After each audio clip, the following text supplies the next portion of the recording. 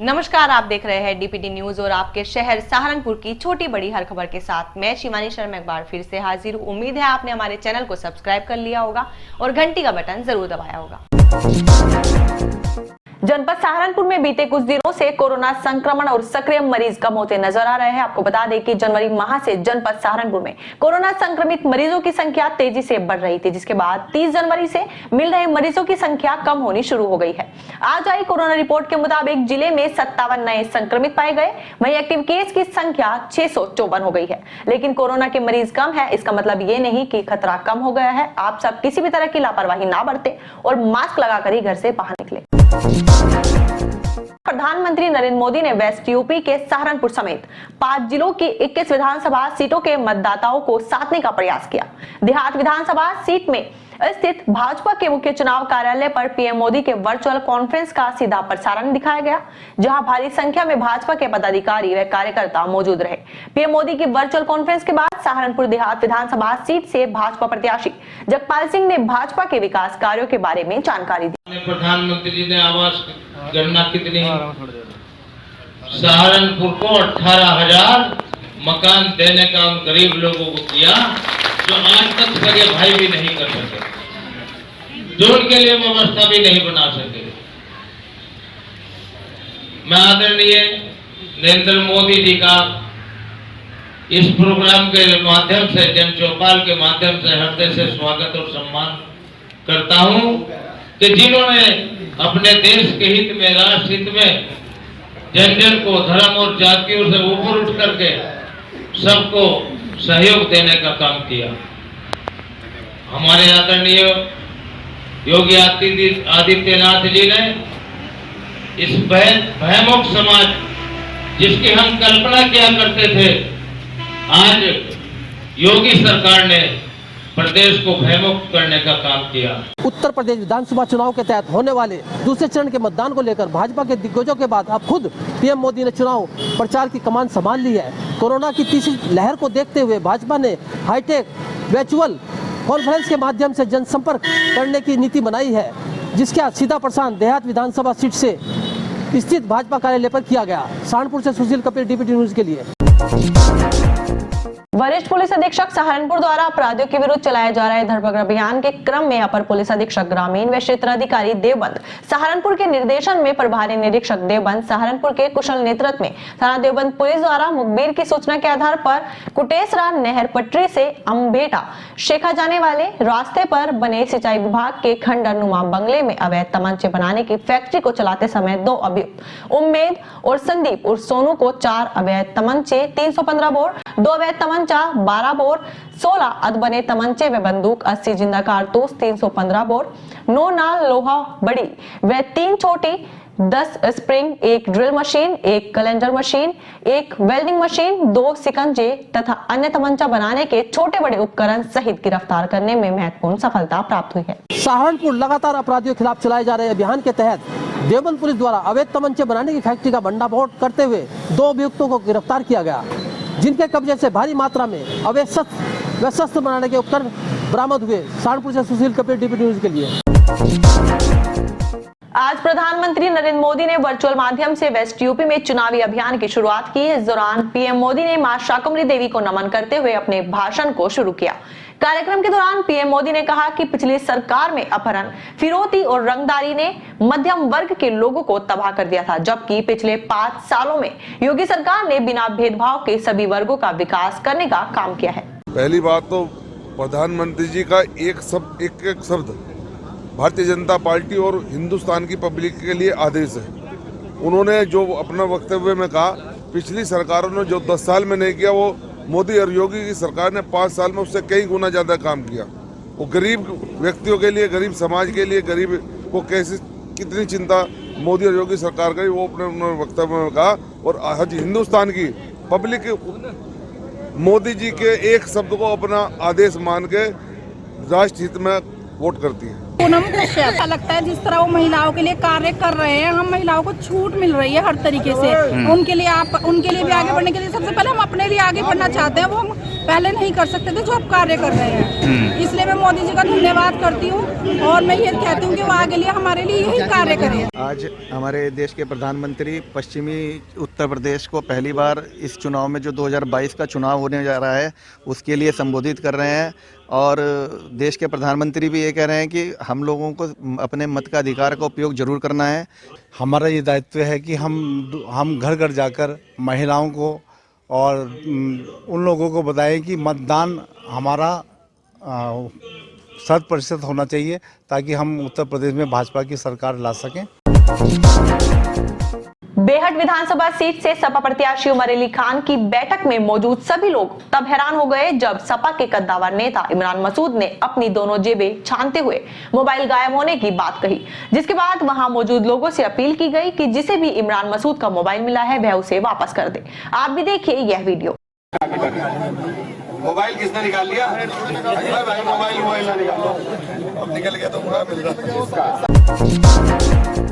सहारनपुर के हिम्मतनगर में कांग्रेस कमेटी के जिला कोषाध्यक्ष हरिओम मिश्रा के आवास पर आयोजित बैठक में सहारनपुर नगर विधानसभा सीट से कांग्रेस पार्टी की प्रत्याशी सुखविंदर कौर के पति एडवोकेट चंद्रजीत सिंह निक्कू ने कहा कि हम नफरत की राजनीति नहीं करते, हमारे लिए राष्ट्र पहले है, हमें सबको मिलजुल कर इस आजादी को बचाए रखना है। उन्होंने कहा कि कांग्रेस पार्टी ही देश को असली नेतृत्व दे सकती है। बैठक को अशोक शर्मा, राजेंद्र मिश्रा, सुशील शर्मा ने भी संबोधित किया। बैठक में सुभाष चौधरी, रामगोपाल शर्मा, डॉक्टर सुधीर कपिल, धर्मपाल शर्मा, निखिल शर्मा, केवल कृष्ण गुप्ता, नंदलाल शर्मा आदि व्यक्ति उपस्थित रहे। और दूसरी ओर कांग्रेस पार्टी है जहां राष्ट्र प्रथम का सिद्धांत चलता है। कई बार भारतीय जनता पार्टी के लोगों से, संघ के लोगों से तर्क वितर्क होता है। वो मुझे कहते हैं कि आप 84 के बाद कांग्रेस में क्यों हैं? तो मैं उन्हें एक ही बात का जवाब देता हूं कि मेरे लिए मेरा देश पहले है। मेरा धर्म अगर मेरे देश के लिए, मेरा धर्म अगर मेरे देश के लिए घातक होगा तो मैं अपना धर्म छोड़ दूंगा, मैं अपने देश की रक्षा करूंगा।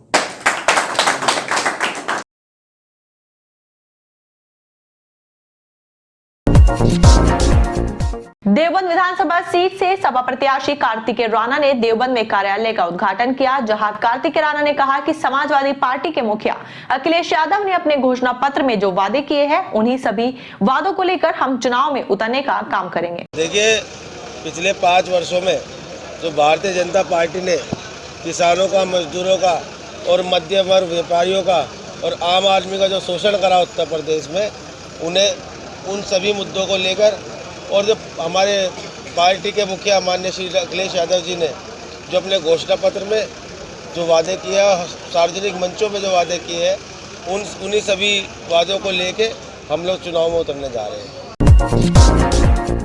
ग्रामीण पत्रकार एसोसिएशन के जिलाध्यक्ष आलोक तनेजा के निर्देश पर ग्रामीण पत्रकार एसोसिएशन की गंगो ब्लॉक इकाई ने अपनी मांगों को लेकर उत्तर प्रदेश के मुख्यमंत्री को संबोधित एक ज्ञापन सीओ को सौंपा।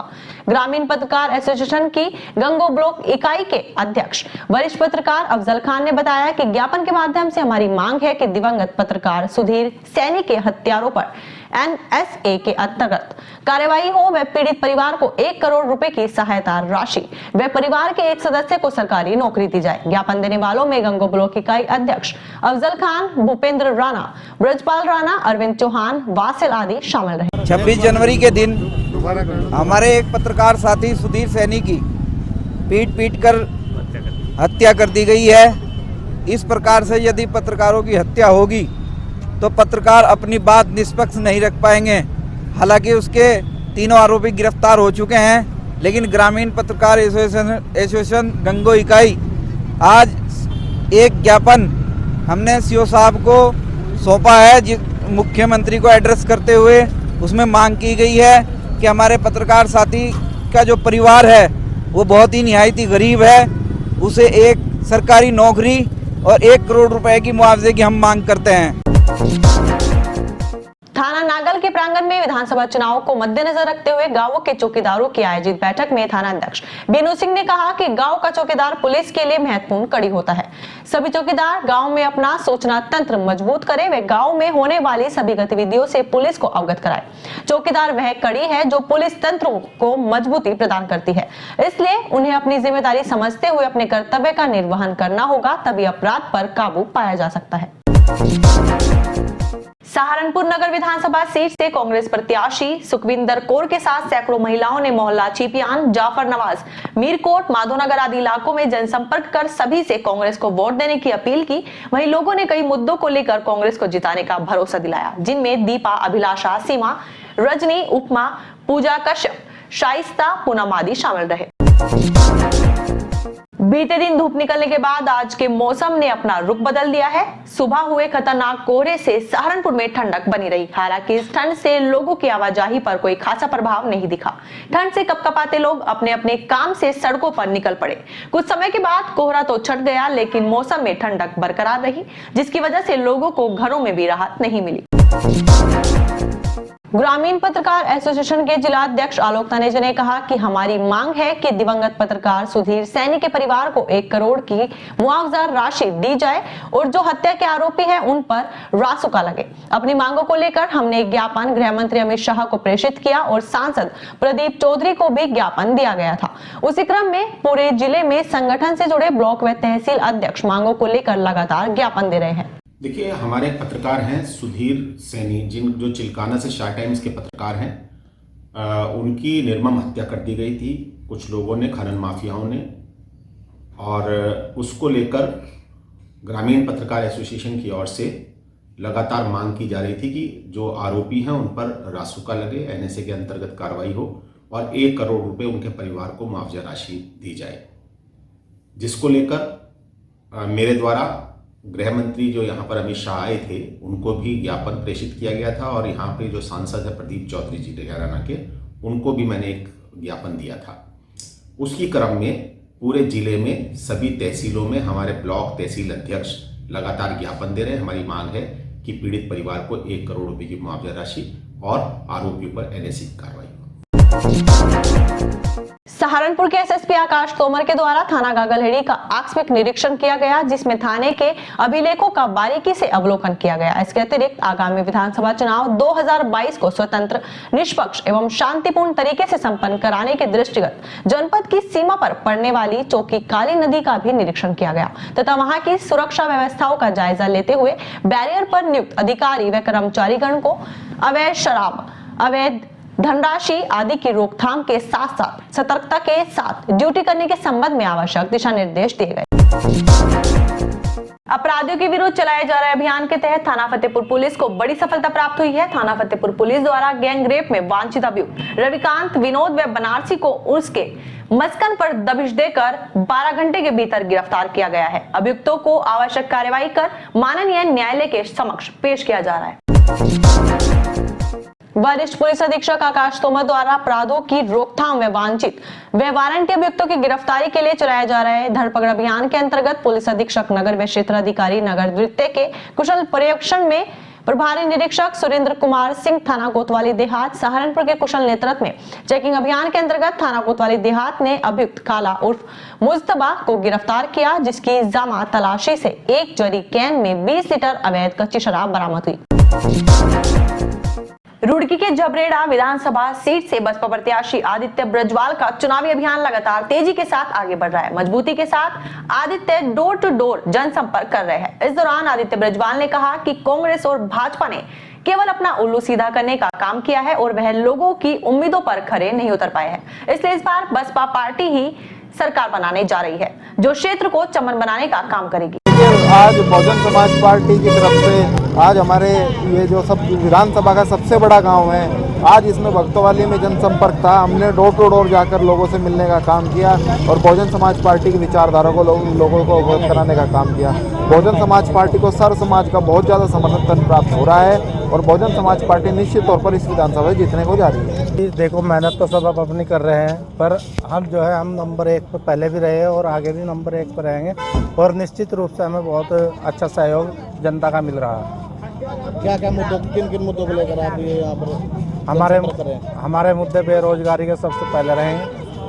प्राथमिकता हमारी बेरोजगारी पर रहेगी और बाकी अन्य मुद्दे जैसे अभी हमारे चेयरमैन साहब ने आदित्य ब्रजवाल ने बताया, हमारे बीच में जो स्टेडियम है और स्वास्थ्य की अच्छी व्यवस्था नहीं है, उस कराने का काम करेंगे।